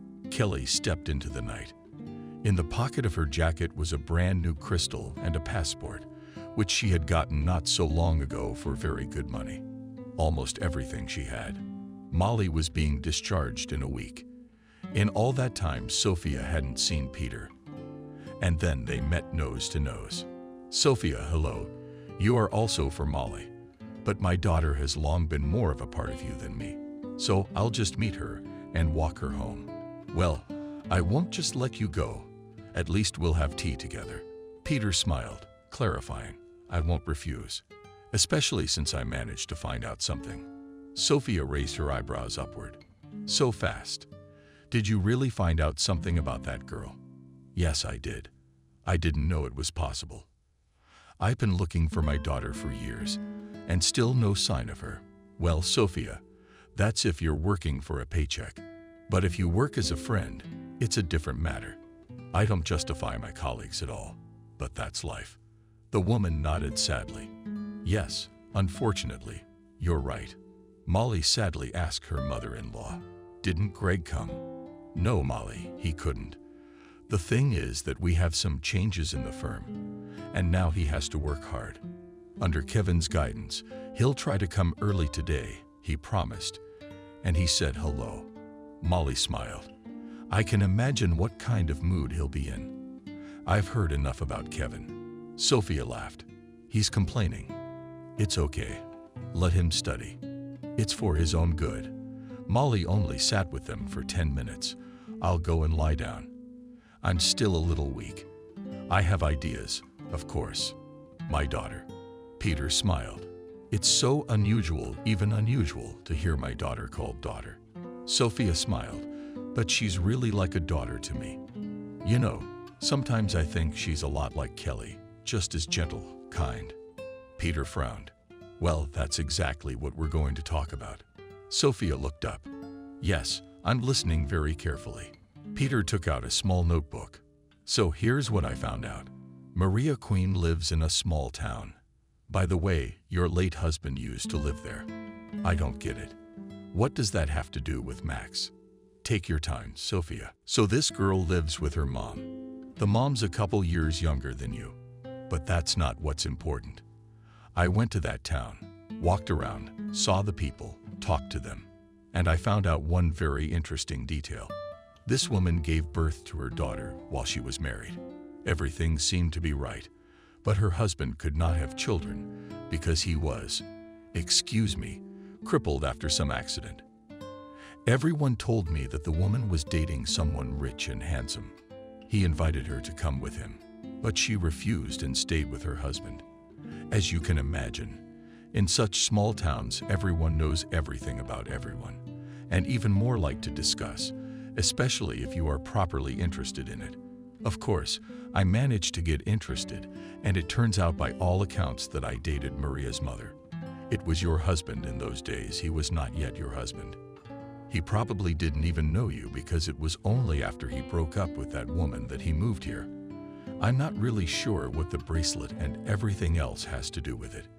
I haven't had a lot of time. But I promise you, I will definitely find out. Sophia silently stood up and left the room. She came back and put a few bundles of money in front of her. This is for your expenses. Something tells me you're on the right track.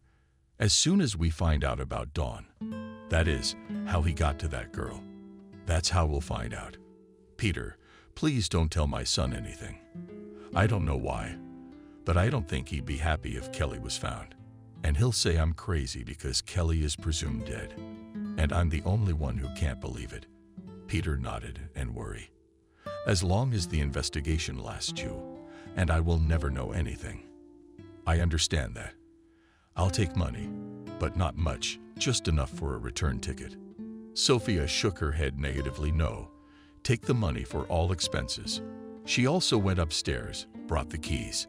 These are the keys to her husband's car. It's sitting in the garage doing nothing.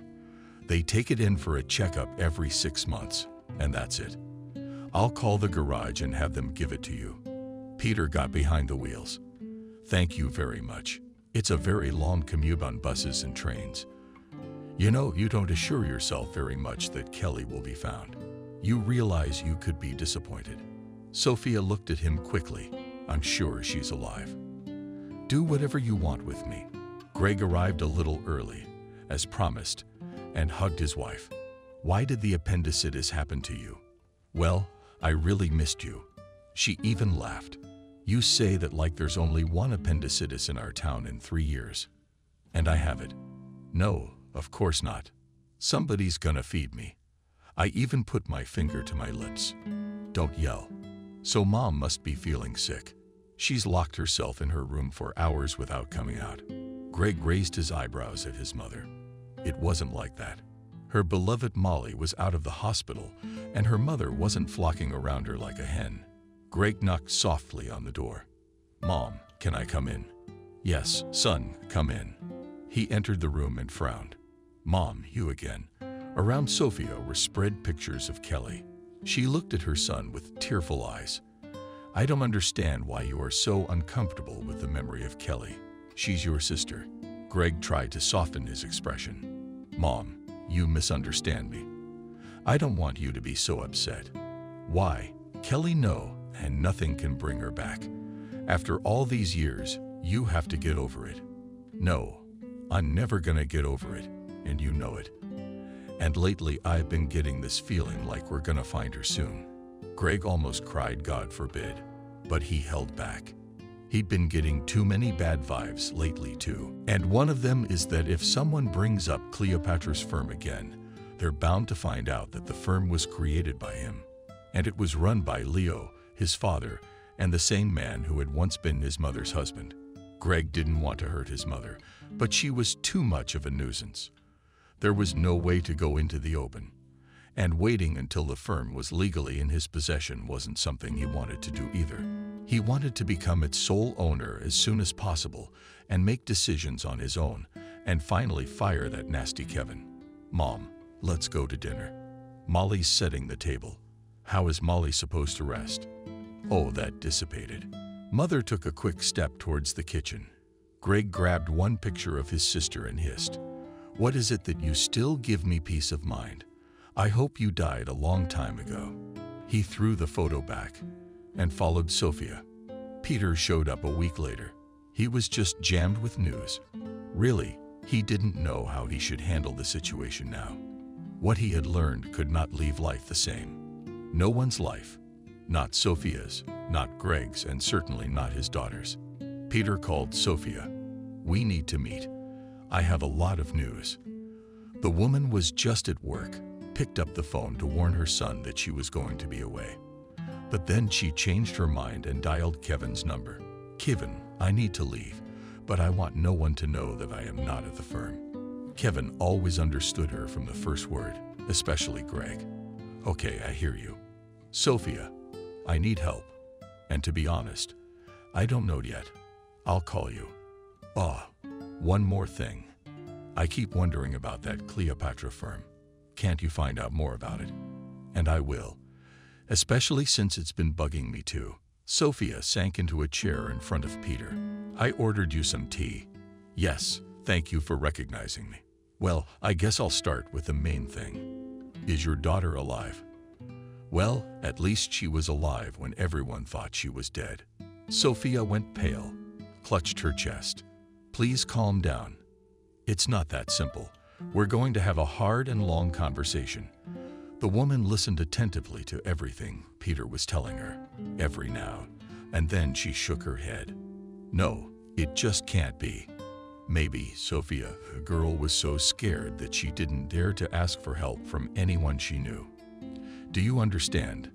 Did she not? "Yes. You know, Kelly told me a few times about Greg, but I always thought it was just a figment of her imagination. Because everything seems so meaningful when you're a teenager. But why did she go there in the first place?" That's another news flash for you. The fact is that Helen was actually dating and Max, after they broke up, had a daughter, Maria, whom you saw in the hospital. It's not hard to guess if her husband was up to no good. And Max? Well, by all accounts, it's Max's daughter that he never found out about. Maybe that was the reason the girls had become such good friends that Kelly had given her her bracelet. Sophia looked up at Peter. "I don't understand. It's been so many years. Why hasn't Kelly come back?" "There are several reasons. The most important one, which she told Helen, is that she blames herself for her father's death, feels guilty in front of you, in front of the whole world. Either she's punishing herself, or she really feels that guilty in front of you. Second, are you sure that if Kelly comes back, she'll be safe? I mean, just hearing that conversation saved her life. No, that's just not possible. Greg, he couldn't. Sophia, I hate to say this, but I'm going to have to tell my daughter. She needs to know who's around her. After all, it's dangerous. No, he can't be a monster. He's my son." At that moment, the phone rang in Sophia's pocket. She picked it up. "Kevin, it's urgent.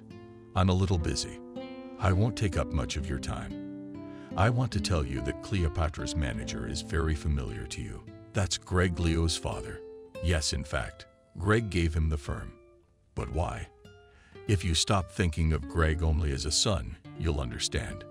Kevin passed out, and Sophia looked up at Peter. The man shivered involuntarily. How much had the woman's look changed? Now before him sat a lady with a steely gaze and a very heavy expression.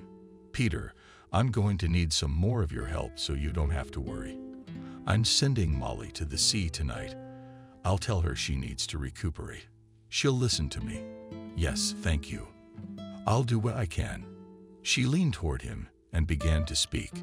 "Sophia, but I don't want to go anywhere without Greg. You don't even understand. Greg needs a healthy wife. Your hemoglobin is low. You need to get some rest.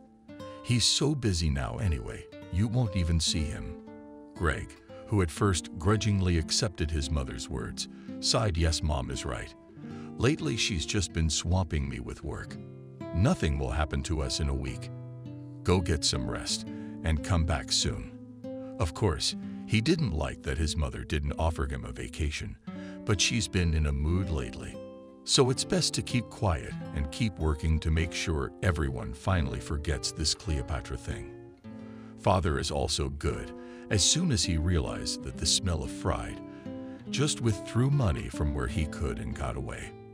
And now he's got to deal with it. Mother nodded her head and went to her room. Didn't even kiss him. The next day, after Molly left and he went back to work, he got a call from Sophia. "Gotcha.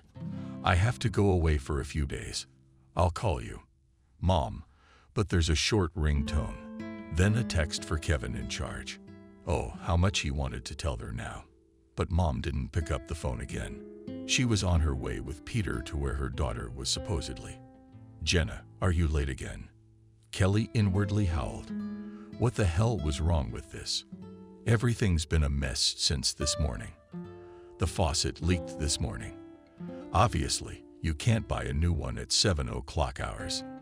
But to leave it like that means putting the neighbors at risk. We had to wait for the plumber, who is never in a hurry. "Miranda, honestly, it's not my fault." The woman folded her arms across her chest and looked at her. "Well, I'm listening to you. Tell us another incident that somehow only happens to you." It wasn't true. Everyone in the office was always late, but it was only Kelly who was getting smacked around. Now the girl realized that she couldn't work in such conditions anyway. "And you know what, Miranda, I'm not going to tell you anything and prove it, because it's all useless." The boss's eyebrows went up. "How do you talk? What do you think you're doing? What are you? An errand boy, or rather an errand girl? You keep your mouth shut, or you'll be out of here in no time. And I'd be happy to fly you out. I'm just wondering what the wording will be. You understand that I have nothing to lose now, and I will go to our chief to tell him how the department works, which spoils the firm all the indicators. And I'll even explain why it's happening." Miranda gasped with indignation, not for the first time. This girl is insinuating to her that she is failing in her duties. "You're at the UN, and you won't get anything from me without a paycheck." Kelly thought wistfully that there was no way to pay the rent. On what grounds do you not give an employee the money he has earned?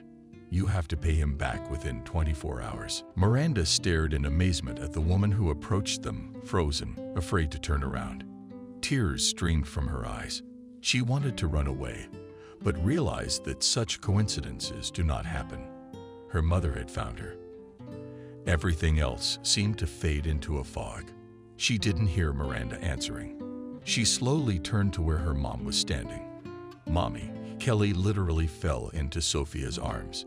She was holding on with all her might. "My silly girl, why didn't you tell me everything? Why didn't you tell me? If I hadn't found you." Greg had to leave after talking to his mother. He listened in silence with his head bowed. Only once he said, "You're ready to put me in jail for her, just like you always do." "You are wrong. I will not put you in jail, but only because you are my son. And I give you the opportunity to start a new life. And I'm even gonna help you do it. But you don't get to decide how or who should live. You're not God." Molly said she's going with her husband.